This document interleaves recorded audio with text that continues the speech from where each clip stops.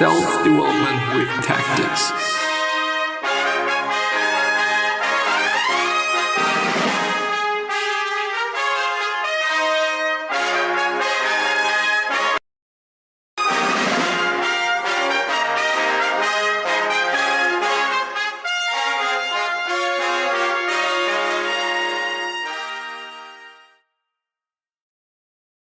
So today we're gonna first of all read an article about should you or shouldn't you break up with your partner, and then we're probably gonna go through some Reddit things or something rather random. But yeah, let's actually see how long the article is because I don't know. And yeah, more after the intro. And with that being said, hello, welcome back to the next episode of the Self-Development with Tactics podcast. But before we actually can do anything, I'm gonna have to show you the article. So here it is. Here is the article. And yeah, should you break up with your partner or shouldn't you? Should you break up with your partner? Well, I can't read today. By Gary W. Lewandowski, Jr. PhD. Pretty interesting. Do you know the soccer player Lewandowski?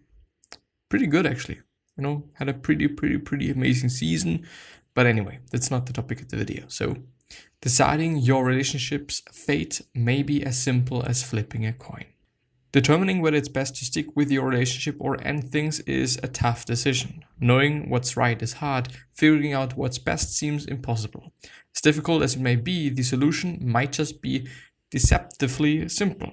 Flip a coin. I know, it seems too easy. First, a little background. In the book Think Like a Freak, economist Stephen Levitt and his Freakonomics friend and co-author Stephen Dubner urge readers to think about the world differently. One way to do that is by training readers' brains to approach complex problems in unique ways. Whereas many would suggest thinking big picture, quote unquote, they advocate for focusing on the smaller, more manageable, and more changeable elements of a problem. In the final chapter, The Upside of Quitting, Levitt and Dubner suggest that contrary to what many people have told you in life, you should quit. When things get tough, you shouldn't always tough them out and stick with it. Instead, it's often better to quit and do so sooner rather than later. Because many of us believe adages like winners never quit and quitters never win, we're hesitant to give up. But that reluctance may hold us back. Not wanting to quit lies at the heart of many tough decisions. To address this, Levitt and Dubner describe a Freakonomics experiment where readers submitted a tough decision they wanted help with. You can see it in action here. Is there a link? No, there is no link. Why? Anyway, you might assume that science economists were behind this experiment. They would implement a fancy algorithm or formula to help readers make the most data-based decision. No. They thought differently and used a simple computerized coin flip. Despite the overly simplistic mechanism for making decisions, i.e. clicking a button that says flip a coin, readers submitted all types of questions. Some were about major life decisions, for example, should I ask for a raise? Should I quit my job? Whereas others were more mundane, for example, should I grow a beard? Of the question readers asked, the most interesting to me was, should I break up with my boyfriend/girlfriend? According to Think Like a Freak authors, over 200 people posted this question, which means that the Freakonomics experiment was potentially responsible for about 100 breakups, i.e. 50% of 200, since the, it's not called possibility, isn't it? There's another word for it. Something with P as well. But, it is either yes or no, so it is a 50-50 chance. So basically, in theory, it must have been like 100 breakups. But yeah. Of course, this assumes that the users adhered to the coin's decision. According to the book, the majority reported that they went through with it. Which I think is very interesting though. I don't know, it's fucking flipping a fucking coin, so yeah. Anyway. Not only that, but those who made breakup decisions based on the coin flip reported that they were happy with the outcome. Think about how bizarre that is. Roughly 100 people in a relationship broke up based on a random decision made by a computer and were generally happy about it. Of course, some were happy with the decision to break up and some were happy with the decision to stay together. In I'm intentionally glossing over that second possibility because I find the happy breakups fascinating and potentially counterintuitive or freaky. The fact that users were happy is notable because the ultimate decision on the relationship's fate wasn't made by the user. Clearly, the user could have been unhappy with the outcome. For example, they broke up with their partner and weren't totally convinced they should. Kind of makes you wonder if there is any research linking breakups and happiness. Good, and now you're thinking like a freaky relationship scientist. The coin flip results suggest that people can break up and be happy about it, which is consistent with reaching findings. First, we know that people in relationships predict that they will be sadder about the breakup of the relationship than they are when it does actually break up. Will be sadder about the breakup of their relationship than they are when it does actually break up. I also know from some of my own research that many people, about 2 out of 5, report that their breakup was positive. Maybe post-breakup happiness isn't a completely freak occurrence. I don't totally believe that there is something like that, because if you're thinking about a breakup, if you're thinking about breaking up with your partner, then there must be a reason for that, And after you've made the decision, after you went through the whole process of doing so, you're probably gonna be kind of relieved of all the pressure that you felt, the pressure that led you to thinking about breaking up, But yeah, there is something else going on here as well. Who is willing to submit their relationship's future to a coin flip in the first place? Probably not people in fulfilling, healthy relationships, as I said, and thought of, and hopefully communicated. But yeah, rather putting your relationship's fate in the hands of a coin flip probably says that you are already having a significant doubt. For example, if you're willing to take a 50% chance of your relationship ending, it is quite likely that your relationship already has less commitment. Those with more commitment wouldn't take the chance. We also know that relationships with less commitment are more likely to break up, which may also explain why users were happy when the coin suggested ending the relationship. They knew a breakup was imminent and conveniently had a coin flipped to blame. It's not me, baby, it's the coin. Which is a fucking ass thing to say, isn't it? Like, going to the loved one or one's loved one and being like, well, it's been a coin, man. Or it's been a coin, baby. I can't do anything for that, I just flipped it, but it's the coin, the coin made the fucking decision. Fucking thing about that. It's strange. Of course, that coin may be doing both partners a favor, since having doubts about your relationship prior to marriage, i.e. cold feet, relates to less marriage satisfaction and a higher likelihood for divorce, especially for women. Ultimately, as far as your relationship is concerned, whether a virtual or real-life analog coin flip is the most effective way to make relationship decisions isn't what's most important. Rather, what may be most revealing is whether you would be willing to allow a coin flip to determine the fate of your relationship, which is freaky, as he says. For more relationship insights, see my book, Stronger Than You Think, 10 Blind Spots That Undermine Our or Your Relationship, and how to see past them, or find me on Twitter at Lewandowski PhD. And there's also some references, but I'm anyway going to link down this amazingly interesting post in the description. So if you want to check it out, please check it out. My thoughts are that, as I said before, like, if you're really considering just letting a coin flip, well, and actually, as I've also been reading, if you really consider a coin flip to make a decision, then you probably are in a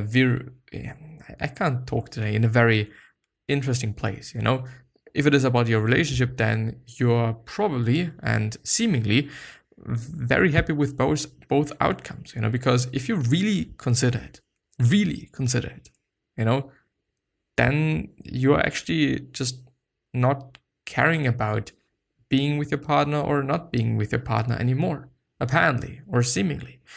And so, I don't know, I think the thought per se, as he also pointed out, just really does say a lot about you and your partner and the relationship and whatnot. But, when you apply this quote-unquote strategy to something else, like, I don't know, should you eat this or should you eat that, then you probably really don't care if you eat it or not. because you're letting a coin decide whether you should eat it or not. So it's really revealing things, which I think is amazing. I'm not gonna read the references since I don't necessarily believe that it makes sense, but you can find them in the article that I've linked down in the description or in the show notes if you are on the podcast.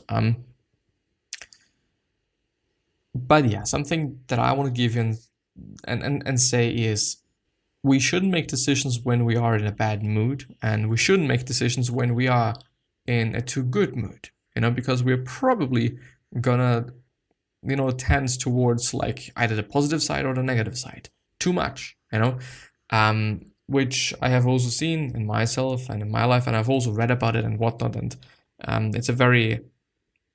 think it makes sense, but it's not necessarily something that we often think about. Like, okay, should I really make this decision now based on my emotional state? Whether you're happy, angry, sad, or whatever it might be, should you really make it? Should you really make this decision, or should you really take this decision right now? But also, especially when it is about being happy, like not a lot of people think about, well, I shouldn't make this decision just because I'm way too happy right now, or I am happy right now, which is, of course, also going to influence your decision. You're probably going to be more positive about the future, about whatever it might be. I don't know. And something else is, wait a bit longer, and at least in my point of view, like waiting a bit longer and then trying to figure things out makes more sense than rushing it and then regretting things. And as I'm thinking about it, like there's not too many ways in which you are going to regret taking your time, I guess, unless it is about something you need to be fast about or fast in, like a business decision, something like that. But then you also have to think about, which is something that Jeff Bezos actually really, really emphasizes with Amazon, is that if you can make a decision that is not really impacting the whole thing too much, and you can reverse it, and the reversing part is not that much work, then you should just be fast. If it is something that's irreversible, that's really going to fuck with your business, that's really going to fuck with a lot of things, then you should really take your time and think about that. Maybe I can actually find it to give you the real wording that he was using. Jeff Bezos decision making, and I'm writing it so awfully wrong. This is how Jeff Bezos makes decisions, and I probably have read something about that like a billion times, I think, at least. Let's see. I believe in the power of wondering, he said. All of my best decisions in business and in life have been made with heart, intuition, guts, not analysis. Jeff Bezos remembers like yesterday what it was like to hope to afford a forklift. Bezos spoke more specifically to Amazon's success, citing customer care as its keystone. The secret sauce of Amazon, the number one thing that has made it successful by far, is obsessive, compulsive focus on the customer as opposed to obsession over the competitor, which is something that I have heard so often, and I have seen so often, and I've read so often that I don't know, like it truly makes sense. It really truly does. But I'm searching for something else.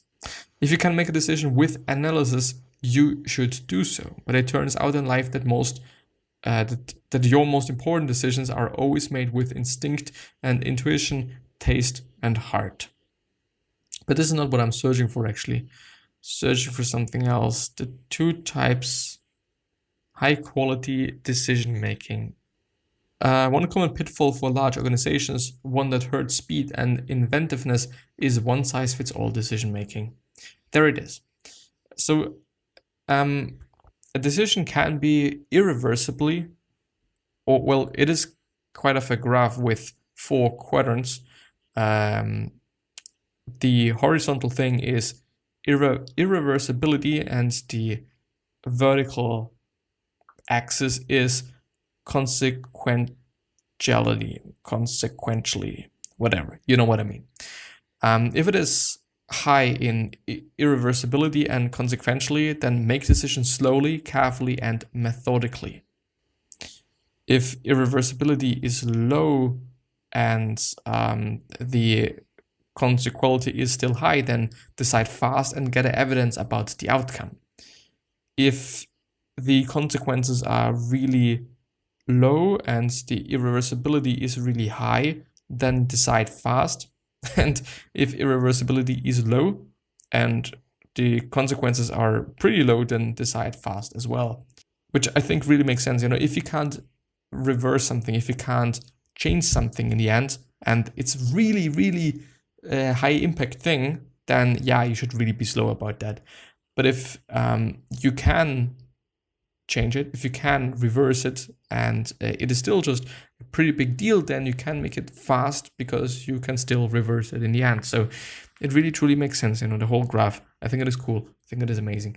But yeah, I think I'm gonna end the episode there. And I truly want to say that I like these episodes where I think that I, just put out something that's more sensical and that of which you can learn more from. But anyway, yeah. I wish you the best health, of happiness, and also success, and also hope that you're gonna rise yourself and you're gonna be remembered, especially means your legacy being just being a nice person and being remembered as a nice person, which is a pretty fucking cool thing. And yeah. 3 other things that I want to give you are why are you here, what are you trying to change, and what is bothering you the most. These 3 questions are hopefully going to show you your purpose and maybe even a business idea, which is a pretty fucking cool thing as well. One last thing that I want to give you is, what could you essentially say to another person that is indeed going to change their life? Because I totally believe that we all can say something and we all can communicate something that's indeed going to change somebody's life. And yeah, with that being said, please take care of yourself, your family members, and all of your loved ones. And I'm hopefully going to see you the next time. So, bye-bye.